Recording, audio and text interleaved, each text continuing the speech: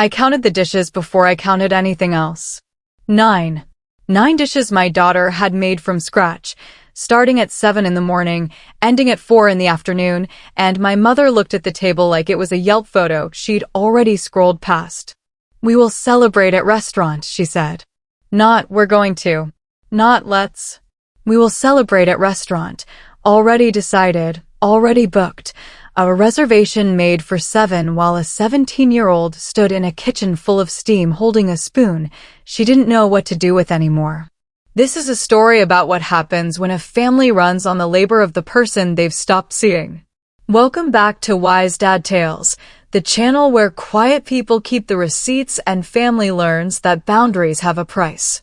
If stories about dignity, documents, and consequences are your thing, drop a comment and subscribe, because this one has a paper trail you're going to want to follow all the way to the end. I'm a forensic accountant. Have been for 14 years. People think that means I'm good with numbers, and I am, but that's not the job. The job is finding the story underneath the story, the version of events someone wants you to believe, laid next to the version the transactions actually tell. Every family runs its own set of books, whether anyone admits it or not. Who paid? Who was reimbursed? Who was thanked? Who was expected to simply understand? I had been doing my family's forensic accounting for free, in my head, for 38 years, and I hadn't once presented my findings. My husband, Daniel, used to tease me about it. He'd catch me doing the math on a Sunday dinner, who cooked, who cleaned, who complimented, who complained, and he'd say, "You're auditing your own mother again," and I'd deny it, and he'd be right anyway. Daniel died 11 months before the day my daughter Priya cooked 9 dishes for a table that emptied itself before dinner started. Pancreatic cancer, 4 months from diagnosis to the end. The kind of fast that doesn't leave time to prepare and leaves you nothing but time to grieve. He was the softest, funniest man I ever audited a marriage against, and he never once made me feel like the numbers didn't add up. My family runs on my mother, Kavita, the way a company runs on a founder who never updated the org chart. She is 71, sharp as a blade, and she has never in her life said thank you in a way that didn't come with terms and conditions. My brother Rohan is the golden entry in her ledger. Every mistake forgiven, every debt written off, every birthday remembered. I am the one who shows up. I am the one who drives her to appointments, who pays the difference when the family discount, restaurant bill doesn't quite divide evenly, who absorbed, for 38 years, the quiet arithmetic that says, love is what you give, attention is what you earn. I never earn much. I just kept showing up anyway, because that's what Daniel and I taught Priya to do, and because some part of me still believed that if I just accumulated enough goodwill, eventually the ledger would balance itself. It didn't. It just kept a running total. And I didn't know how large that total had become until the week everything came due. The dinner was supposed to be for my father. It would have been his birthday, his first birthday since he died, 6 months after Daniel, in the same brutal year that took 2 of the steadiest men I knew. Priya adored her grandfather in the specific, uncomplicated way children adore the one relative who never asked anything of them. He used to sit with her in the kitchen and let her ruin recipes in peace. When he died, she asked me, very seriously, if she could cook his birthday dinner this year, all 9 of his favorite dishes, the ones her nanny used to make him before nanny decided cooking was beneath a woman of her standing. Priya spent 3 days planning the menu. She spent $400 of her own babysitting money on ingredients. She woke up at 6:40 to start the dal, because it needed the longest simmer, and she did not stop moving until 4 in the afternoon, when the last dish went into the oven to stay warm.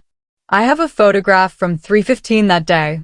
Priya, flour on her collarbone, holding up a spoon of something orange and fragrant for the phone camera, grinning the way she used to grin before grief taught her to ration her joy. I saved that photo before I understood I would need it. Old habit. The habit that kicks in before I know why. My mother arrived at 6. She walked through the door already dressed for somewhere else, heels, a blazer she doesn't wear to family dinners, the kind of outfit that announces its own exit. She looked at the table Priya had set with our good cloth napkins, at the 9 dishes laid out like a shrine to a man none of us had properly grieved yet, and she said, "Oh, you cooked." Not a question. An observation. Filed away. Category. Unnecessary. Rohan arrived at 6:15 with his wife and said nothing about the food at all. He went straight for the wine. At 6:40, my mother stood up from the table she had not yet sat down at and said, "We will celebrate at restaurant." I made reservation. Sagar's, 7 o'clock. She said it the way you'd announce a schedule change at a board meeting, final, procedural, no discussion invited. When I asked why, when the food was already made, already here, she said, "This is more comfortable for everyone." And Rohan likes Sagar's. I watched my daughter's face do the thing I have spent my whole life doing in front of that woman, the fast, private recalibration where you decide how much of the hurt to let show, because showing too much has never once changed the outcome, only extended the discomfort of the person who caused it. Priya said, "Okay," in a voice with all the air let out of it, and started covering the dishes in foil, one by one alone, while everyone else put their coats on. I am a forensic accountant. I know what it looks like when someone is protecting an asset they don't want examined. My mother has spent 71 years protecting the story that she is a devoted matriarch who simply prefers efficiency. And that story cannot survive contact with a 17-year-old crying quietly into aluminum foil in her own kitchen while her grandmother reapplies lipstick in the hallway mirror. So the story left.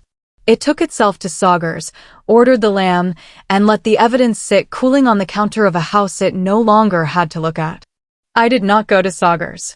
I told them I had a headache.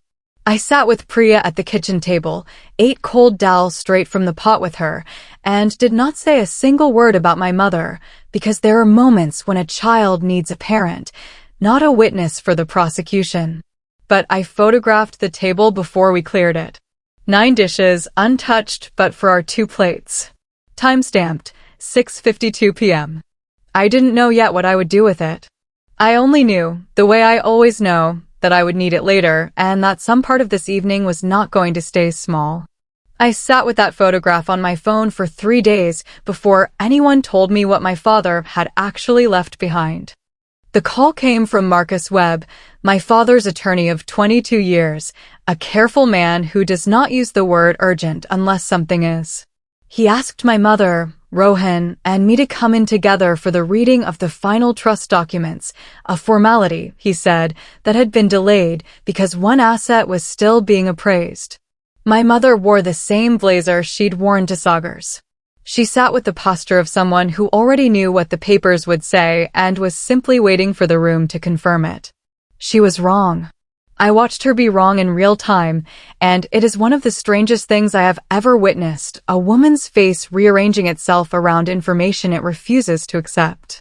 My father had restructured his estate 8 months before he died, quietly, without telling any of us, in a series of appointments my mother assumed were about paperwork. The house, the one my mother has lived in for 40 years, the one she has told everyone at Temple and at Sagar's and at every family function since is hers, of course, was never in her name alone.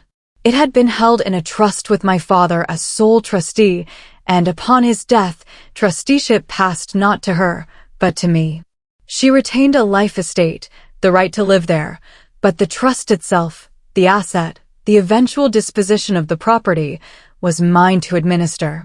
Along with it, a separate education fund, opened 4 years earlier, in Priya's name. $62,000. My father had been quietly funding it since she was 13. Marcus slid a letter across the table. My father's handwriting, the careful print of an engineer who never trusted his own cursive. He read it once at the desk while my mother sat rigid beside me, and I made him wait while I read it twice more, because some sentences need to be read slowly enough that they can't be misheard later. Mina, you have spent your whole life making sure everyone else's plate was full before you sat down. I watched your mother let you serve her for 40 years and call it love. I am not leaving you money. I am leaving you the ability to stop asking permission. That was the small revelation, tucked in a single paragraph, The kind of line that does more damage to a room than the six-figure trust does. The trust was a fact. The letter was a verdict. There was a second, smaller document Marcus almost didn't mention, a contingent clause my father had added the same week he set up Priya's fund. It stated that distributions from the education account required the trustee's sign-off, and that the trustee, me, held sole discretion to suspend or redirect funds in the event any beneficiary's dignity or well-being is materially disregarded by another family member acting under presumption of entitlement to the estate. My father, who had never once raised his voice at a family dinner in his life, had written himself a clause with teeth. He had seen something coming. He had seen exactly the shape of it. I did not say anything to my mother in that office. I folded the letter, thanked Marcus, and drove home in silence with the trust documents on the passenger seat like a second person in the car. I read everything 3 times that night, alone at the kitchen table where 9 dishes had gone cold 4 days earlier. Calm is not the same thing as weak. My family had confused the two my entire life, and I understood, sitting there at 11 p.m. with a highlighter and a stack of legal paper, that the confusion was about to become very expensive for them. It took 11 days for the assumptions to start showing themselves. Rohan called first, casual, the way he always opens with casual before landing somewhere financial. He mentioned the house, Mom's house, he called it, twice, and how it should probably get updated, the kitchen especially, and how he'd found a contractor. My mother had apparently already discussed using some of Dad's money to redo the kitchen she does not cook in the house she does not technically fully own, funded by an account she doesn't hold trusteeship over. She had been telling people at Temple that Priya's college fund would obviously cover Rohan's daughter's wedding too, since it's family money and family shares. Family money. I let that phrase sit in my mouth like a coin I was testing for counterfeit. My mother came to the house on a Tuesday unannounced, the way she does when she wants the advantage of surprise. She sat at my kitchen table, the same table, and told me, gently, the way you'd explain something to a person you assumed hadn't thought it through, that the house arrangement was just paperwork, that of course it would all be handled properly, that your father would have wanted the family to stay together in this. She said he would have wanted 3 times in 11 minutes. I counted. I asked her one question. I didn't raise my voice. I said, "What did you want to celebrate that night, Mom?" At Sagar's. What was worth more than the table Priya spent all day building? She didn't have an answer. She had a face that flickered, once, toward something that might have been the beginning of shame, and then closed back over into irritation that I'd asked it all. "Don't be dramatic, Meena," she said. "It was one dinner." I said, "Okay," the way Priya had said it 11 days earlier, and I let her leave thinking she'd won the exchange. Then I called Marcus and told him to send the letter's formal notice to all interested parties that the trust and education fund would be administered strictly according to the governing documents, and that I would be exercising my discretion under the dignity clause effective immediately. No warning beyond that. No explanation. Just paper, moving quietly through the mail, the way real consequences always do. If you've ever watched people who couldn't spare one afternoon suddenly find all the time in the world when money is involved, you already know exactly where this is going. Stick with me. My mother's 72nd birthday fell 3 weeks later, and she planned it the way she plans everything, as a stage. A private room at Sagar's, 22 guests, the good china they keep for parties that photograph well. I understood the invitation for what it was the moment it arrived, a gathering designed to put pressure on me in public, where my mother assumed I would fold rather than make a scene in front of aunties who still called me the quiet one. I accepted. I brought a folder. The dinner began the way these dinners always begin, Rohan making a toast about family legacy, my mother glowing under the specific attention she has spent her life curating, everyone performing warmth at a volume calibrated for an audience. Halfway through dessert, my mother stood, tapped her glass, and announced to the room, not to me, that arrangements were being finalized for the house renovation and for supporting the family's next generation, her eyes flicking toward Rohan's daughter. A verdict, delivered as a toast, timed for a room too polite to interrupt a birthday. I asked for the floor. She gave it to me, smiling, certain I was about to offer a toast of my own, the compliant daughter, finally falling in line in front of witnesses. I opened the folder. I named the trust document first, the one establishing sole trusteeship, the date my father signed it, 8 months before he died, months my mother had spent believing the house was already, effortlessly, hers. I read the line about the life estate, so there could be no confusion that she was being asked to leave, only that the asset had never belonged to her the way she'd told 22 people it did. I placed a copy on the table. The room went soft first, a confused murmur, someone's fork setting down. Then it went emotional, my mother's voice rising. How could you do this at my birthday? As though the timing were the offense and not the toast that preceded it. Then it went loud, Rohan, standing, saying I'd always been jealous, that I'd waited for Dad to die to punish everyone. I answered each escalation with a quieter sentence than the one before it, because volume was never going to be the thing that won this room. Facts were. I named the education fund next, and read the line about discretionary suspension in the event any beneficiary's dignity is materially disregarded. I said the date. September the 4th. My father's birthday. The night Priya cooked 9 dishes and my mother announced, over a table my daughter had built with her own hands since 7 in the morning, that we would celebrate somewhere else instead. I placed the photograph on the table last. 6:52 p.m., time-stamped, 9 covered dishes, 2 plates used, a room already empty of everyone who mattered to the meal. It needed no caption. My mother looked at it the way you look at an x-ray that finally explains a pain you'd been dismissing for years. The room went silent after that, the real silence, not the polite one. My Aunt Sarita, who has said maybe 40 words to me in a decade, reached over and touched Priya's hand under the table. It didn't fix anything. It didn't need to. Some gestures exist just to be acknowledged, not absolved. I closed the folder. I looked at my mother and said, you already had the celebration you wanted. I'm just letting you know what it cost. Then I helped Priya with her coat, and we left before the cake was cut. Here is the plain accounting, because that's what I do, and because a story like this deserves an ending you can check the math on. The house remains in trust. My mother retains her life estate. She will not be homeless. She will not be humiliated on paper, and I made sure of that, because cruelty was never the assignment.